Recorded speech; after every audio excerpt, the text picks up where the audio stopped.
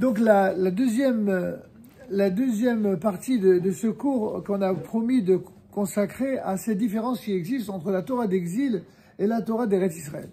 En vérité, la Torah de tous les grands maîtres d'Israël, les plus grands, ça a toujours été la Torah d'Israël, même lorsqu'elle était en exil. Sauf que il y a dans la Torah des rabbins de l'exil une lumière qui a permis de conserver cette Torah d'Israël dont on a été gratifié depuis Moshe Rabbeinu et dont on a été éclairé plus encore par Rabbi Akiva, puis ensuite par le Rabbi Yitzhak Luria, d'abord Rabbi Shimon bar Yochai, ensuite Rabbi Yitzhak Luria, ensuite le Ramchal dont on a célébré il n'y a pas longtemps la Iloula. Pour ceux que ça intéresse, j'ai fait une vidéo sur le Ramchal. Et enfin, plus récemment, le Rav Kook. C'est quoi le lien entre tous ces géants? Ce sont des géants qui ont été, vous savez, comme vous avez des courses de relais qui sont les porteurs de relais, de témoins, qui reçoivent le fameux témoin de celui qui courait avant et qui tout en courant, vont se relayer, vont donner le témoin à ceux d'après. Alors, s'il est vrai que depuis Moshe Rabbeinu jusqu'au grand maître de notre génération, il y a toujours eu ces fameux relais, il y a toujours eu ces témoins, il y a toujours eu ces transmetteurs officiels que sont les sages d'Israël. Malgré tout, il y a une différence entre les maîtres, et même si on se doit évidemment de les respecter tous, le niveau n'est pas le même. Il y a le niveau de ceux qui sont les Chachamim de Torah Israël, c'est-à-dire Torah Eretz Israël, et puis les autres. Alors c'est quoi la différence?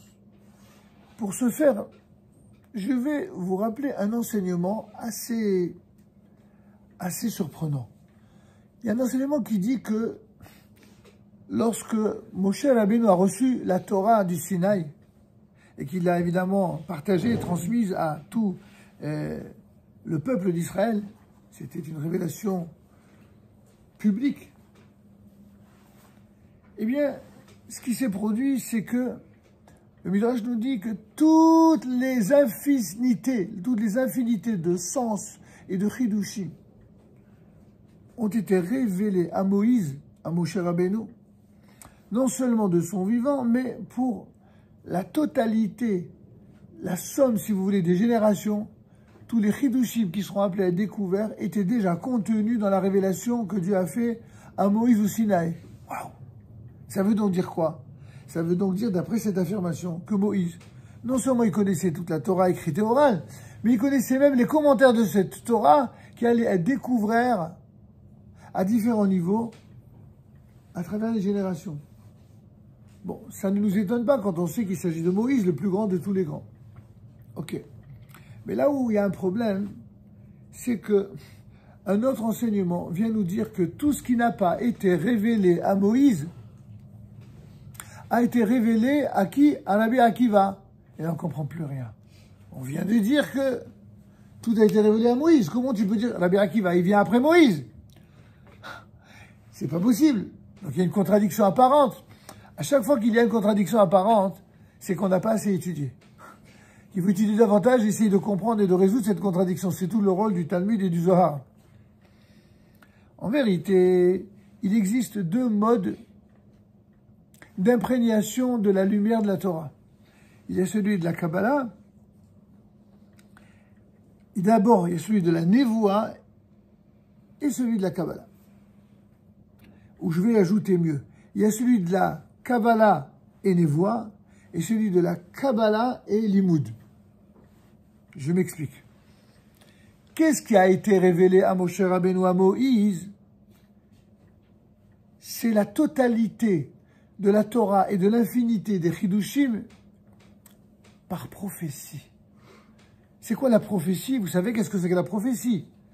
C'est une sorte d'enseignement qui vient directement de Dieu, qui est transmise par le canal de la pensée et même de la parole, du verbe du prophète, et qui après sera éventuellement reconduit et transmis au peuple.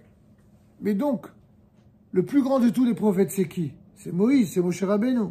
Qu'est-ce qu'on nous dit quand on a dit que tout a été révélé à Moïse, avec l'infinité de sens qui ont été formulés?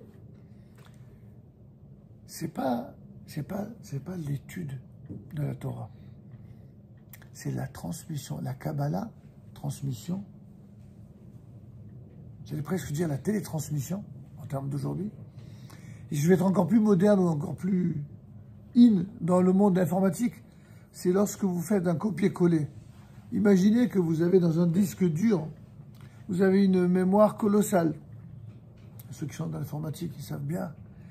Et que vous prenez l'ensemble de cette mémoire-là et vous décidez de la mettre sur un autre disque dur. Qu'est-ce que vous avez fait? Vous avez fait un copier-coller.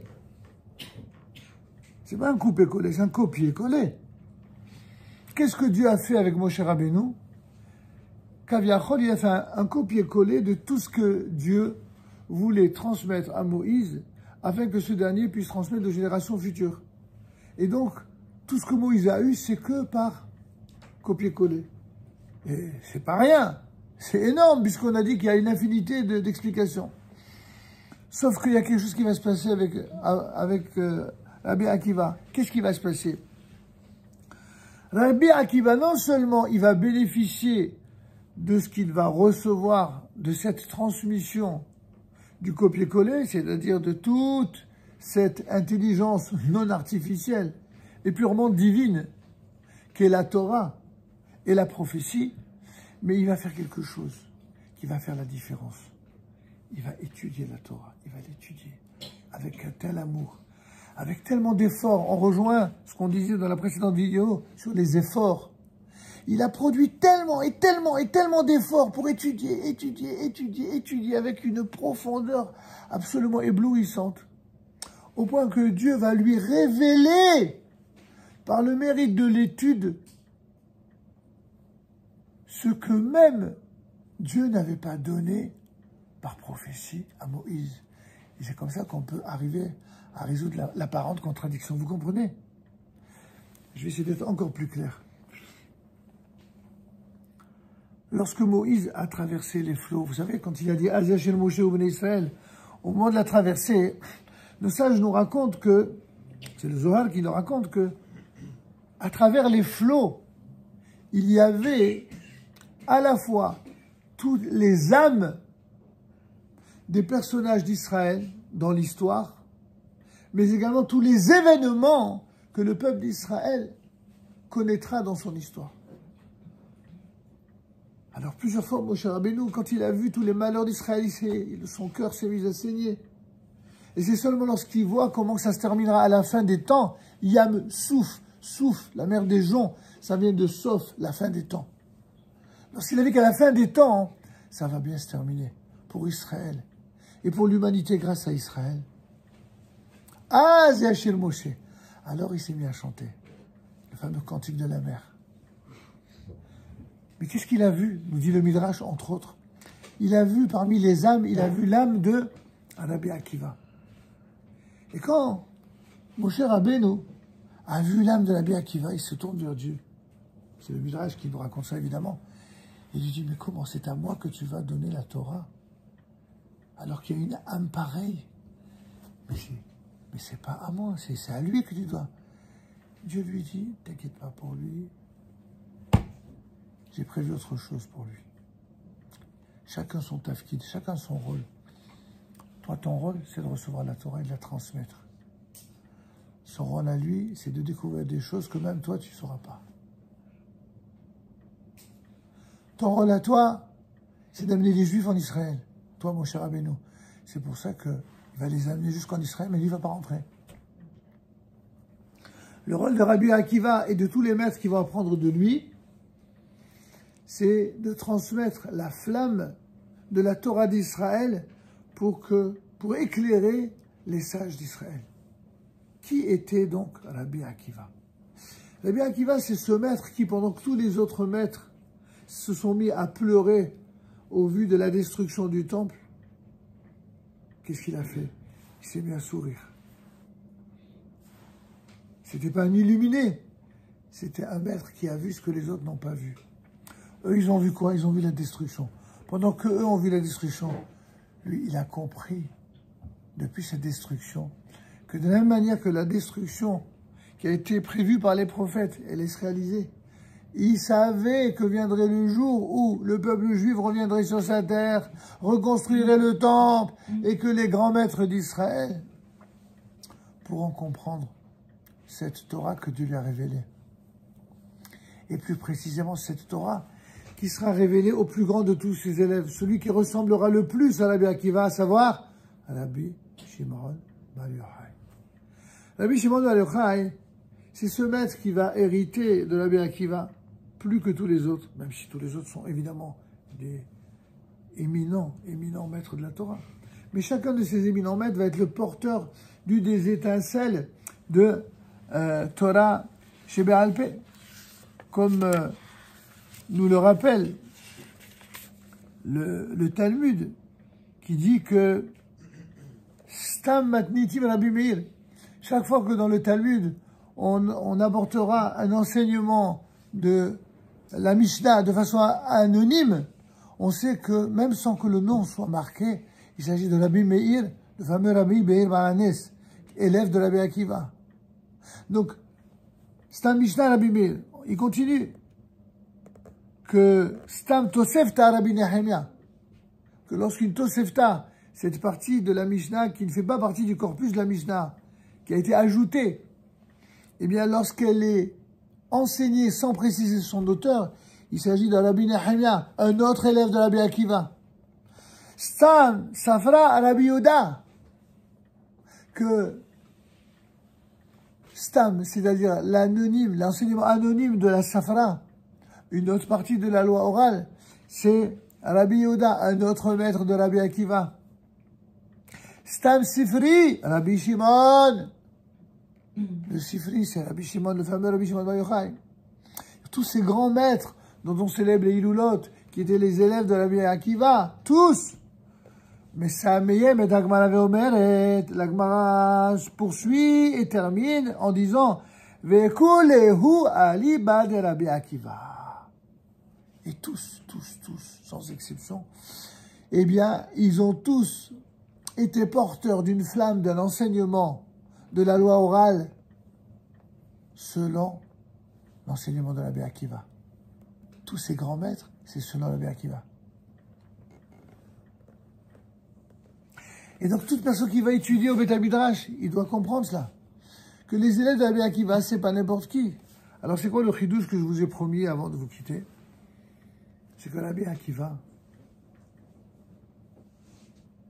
il est ce fameux maître qui a réuni les autres maîtres du Talmud à Bnei Brak, dont il était le grand rabbin de la ville, et dont on rapporte les faits dans la Haggadah de Bessar, où il est dit là-bas que Rabbi Akiva, Rabbi Tarfon, Maaseh, Rabbi Eliezer, Rabbi Yoshua, Rabbi Azar, Ben Azar, Rabbi Akiva, Rabbi Tarfon, Shayu Mesubin Bibnei Brak, ils étaient ensemble à Bnei Brak. Mais dites-moi, qu'est-ce qu'il faisait à Bnei Brak un soir de Pessah? D'après ce qu'on dit, c'est raconter l'histoire de la sortie d'Égypte. D'accord? Puisqu'il y a une mitzvah de raconter le récit de la sortie d'Égypte. Alors c'est quoi la sortir d'Égypte? C'est sortir de l'exil. Ces rabbins, ils ne sont pas mariés. Ils n'ont pas des enfants.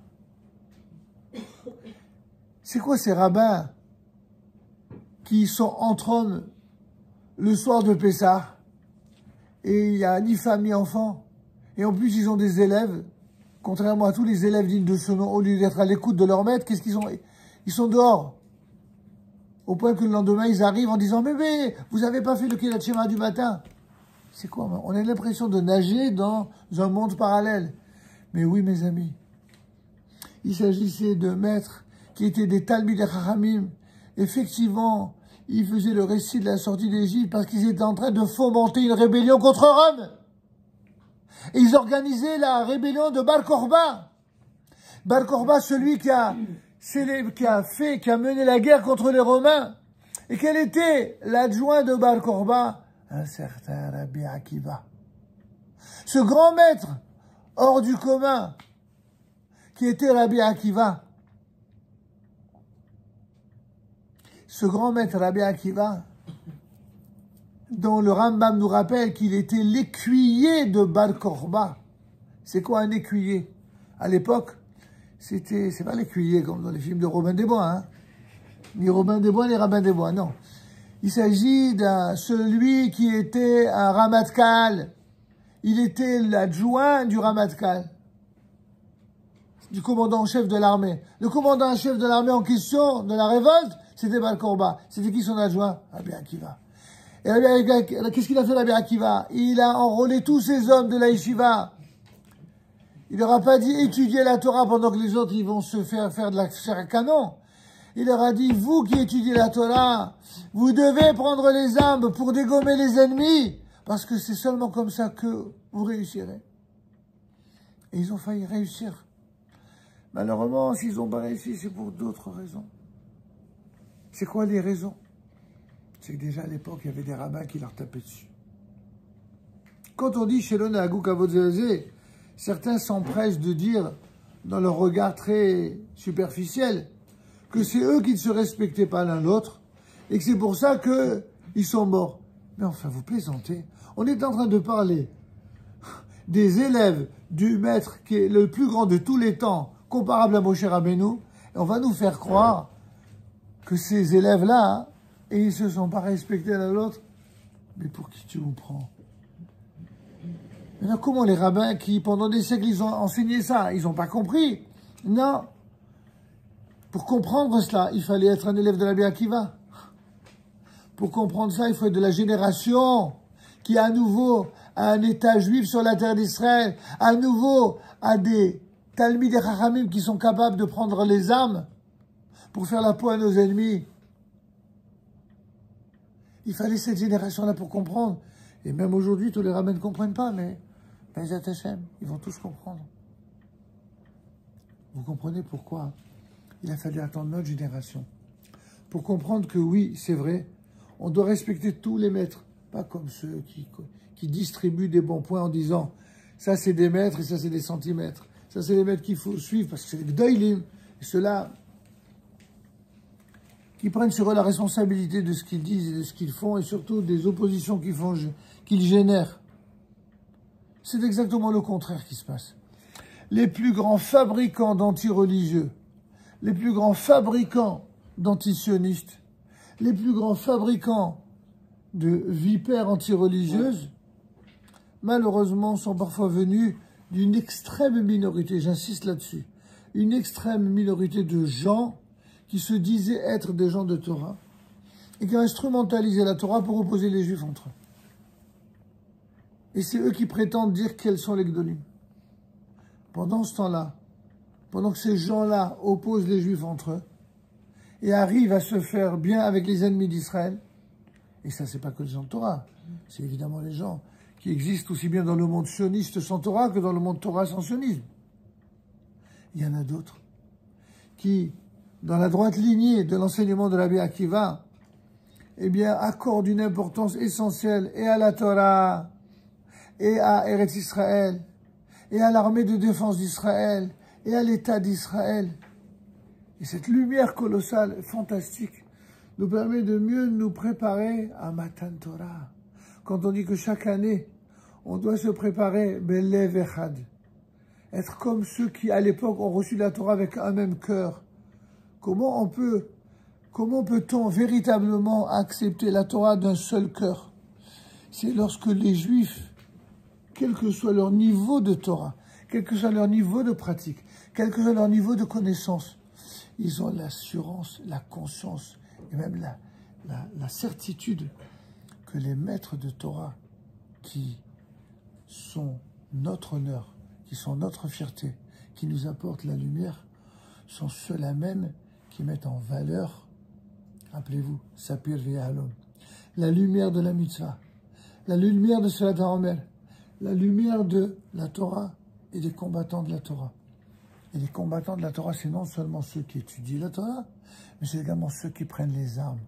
Exactement comme les élèves de Bar Korba, comme les élèves de Rabbi Akiva, dont Rabbi Akiva a pensé en un temps que il était à ses yeux considéré comme Becheskat Mashiach, comme un Mashiach potentiel, même si, effectivement, les faits ont révélé que ça n'était pas le cas. On expliquera dans une autre vidéo pourquoi ça n'était pas le cas. En tout cas, pas du tout parce que Rabbi Akiva, chas v'shalom, aurait eu des élèves qui ne se respectaient pas l'un l'autre. Ceux qui disent ça, une catastrophe. Et parmi eux, des gens qui étudient la Torah, qui connaissent Shas et Poskim, qui disent ces énormités, qui font des élèves d'Rabbi Akiva comme si c'était de vulgaires étudiants d'Yeshivot qui se disputent entre eux. Mais vous vous rendez compte, ils ne comprennent rien à cela. Donc si au moins vous avez pu retenir de ce show de ce soir que méfiez-vous des apparences qui sont tellement trompeuses. Je répète, dans le principe, il faut respecter tous les maîtres de la Torah. Mais il faut respecter tous les juifs. Il faut respecter surtout tous ceux qui se donnent du mal pour les réunir entre eux, au service du peuple, au service de la Torah, au service de la terre, au service de l'armée, au service de l'État. Et ceux qui sont capables d'être unis de la sorte, seulement ceux-là sont capables d'apporter au monde la bénédiction, la lumière de la Torah, la lumière de la paix. Amen.